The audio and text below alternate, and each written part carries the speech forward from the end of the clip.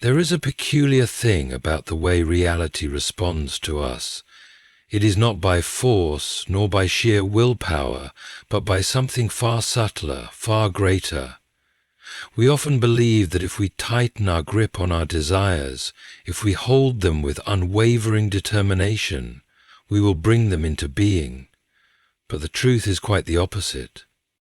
The real power lies not in clinging, but in letting go. Not in forcing, but in trusting. For the world is not a rigid machine responding to our demands, but a living, breathing narrative, one that moves in harmony with faith, not control.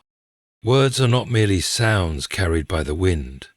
They are seeds planted in the soil of reality, shaping the landscape of our lives. They possess weight, authority, and the power to either build or break, to set free or to bind. But the power of words does not stand alone. It is deeply intertwined with the power of surrender. A man may speak all the right words, yet if his hands remain clenched, grasping tightly to his desires, he may find that his words are but echoes in an empty hall. To speak with power is to also release with trust.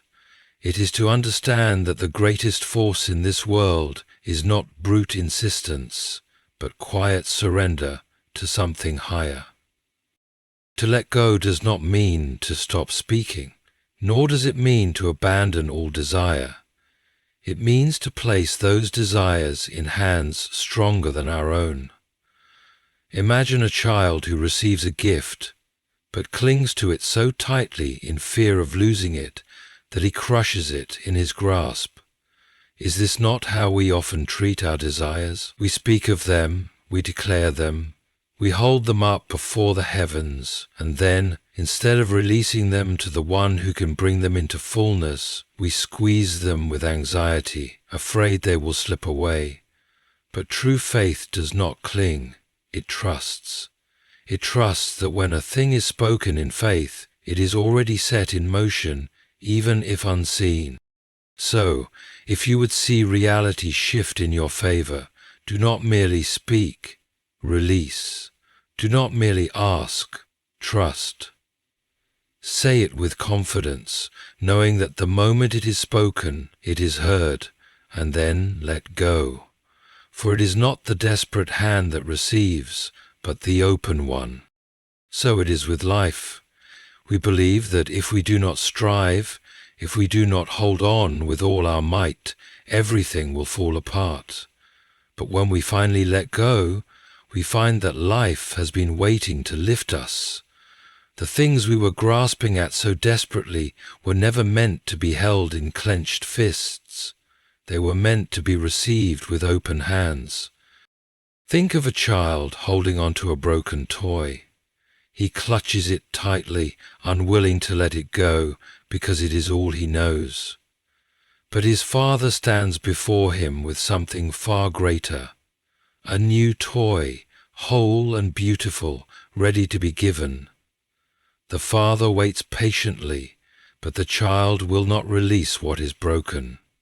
He fears that if he lets go, he will be left with nothing. He does not yet understand that surrender is not loss, but gain. How often do we live this way? We hold on to relationships that are draining us, jobs that are unfulfilling, dreams that are too small for who we are meant to become. We resist change because we are afraid. But what if what we call loss is actually an invitation? What if everything we release makes space for something greater? Consider Abraham, who was asked to let go of everything familiar, his home, his land, his security. He was not told exactly where he was going, only that he had to leave.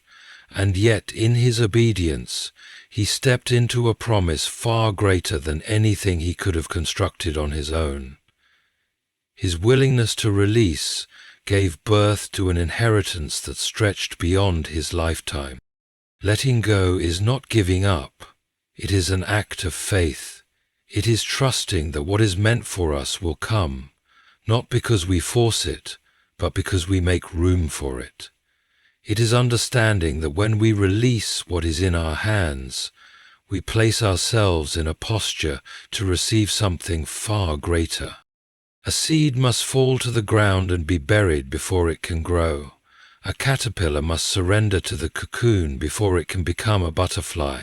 And we too must let go of our need to control before we can step into the fullness of what is waiting for us. What feels like the end is often just the beginning. What seems like loss is often the first step toward gain. To let go is not to lose. It is to Faith is not merely belief in things unseen.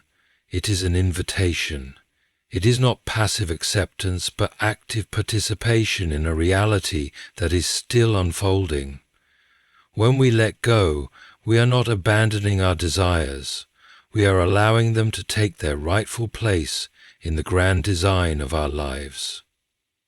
The world is not a machine that responds to our force, nor a cold, indifferent structure that ignores us. It is a living, breathing story, shaped by faith, moving in response to those who trust enough to release. There is a tension between what we want and how we try to make it happen. We speak our desires, but we also wrestle with doubt. We say we believe, but we secretly plot and strategize, afraid that if we do not take matters into our own hands, they will never come to pass. But faith does not operate on manipulation. It does not require force. It is not a transaction where we speak the right words and demand an immediate result. Faith is a posture of trust. It is stepping back with confidence, knowing that reality bends not to desperation, but to expectation. Think of how Christ performed miracles. He never begged. He never pleaded. He spoke with certainty. Lazarus, come forth. There was no frantic energy, no hint of doubt. His words were not commands born from fear, but declarations of a truth that already existed. The same principle applies to us. When we let go, we are not resigning ourselves to fate, nor are we giving up hope. We are stepping into alignment with a reality that is already shifting in our favor. But letting go does not mean silence. It does not mean we stop speaking, stop declaring, stop believing. It means that we speak from a place of trust rather than fear. When we say, "It is done," we do not say it with anxious hearts, looking around for immediate proof. We say it with the quiet confidence that what has been spoken in faith is already in motion. So if you have spoken something in faith, let it go. Trust that reality has already heard you. Trust that what is meant to come will come, and what is meant to leave will leave. Your words are seeds, and faith is the water that allows them to grow. Say it, release it, and then watch as the world responds, not to your force, but to your faith. Control is an illusion, but it is an illusion that we cling to with all our might. We believe that if we plan meticulously, if we anticipate every outcome, if we keep our hands firmly on the wheel, we can force life to bend to our will. But life does not submit to our control. It resists it. The more we grasp, the more things slip through our fingers. The more we demand, the more elusive our desires become. And yet, when we release, when we step back and trust, things begin to move in ways we could never have orchestrated on our own. Imagine a man building a sandcastle on the shore. He pours his effort into it, shaping the towers, carving out the walls, determined to make it last. But the tide begins to rise. He panics, using his hands to try to push the waves away to protect what he has built. But the ocean does not yield. The harder he tries, the more frustrated he becomes, and in the end, the waves take what they were always meant to take. But now imagine another man, one who understands the nature of the tide. He builds his castle not with the illusion of permanence, but with the joy of creation. He does not fight the waves when they come, he watches them, allows them to reshape the shore, and when they retreat, he builds again, not in fear, but in harmony with the water. This is the difference between those who live in fear and those who live in trust. Those who cling to control are always fighting reality, always anxious, always exhausted. They believe that everything depends on them, that they must force outcomes, that they must constantly push forward. But those who live in trust understand a greater truth. Reality is not against them. The tide is not their enemy. Life is not a battle to be won, but a rhythm to be understood. Christ himself demonstrated this truth time and time again. When faced with storms, he did not panic. When surrounded by need, he did not strive, he simply spoke, rested, trusted. When he stood before Pilate, unjustly accused, he did not defend himself with frantic explanations. He remained silent, not because he was powerless, but because he understood that the outcome was already in the hands of a greater plan. His peace was not in the absence of struggle, but in the presence of trust. We too are invited into that peace, but it requires something difficult. It requires that we loosen our grip.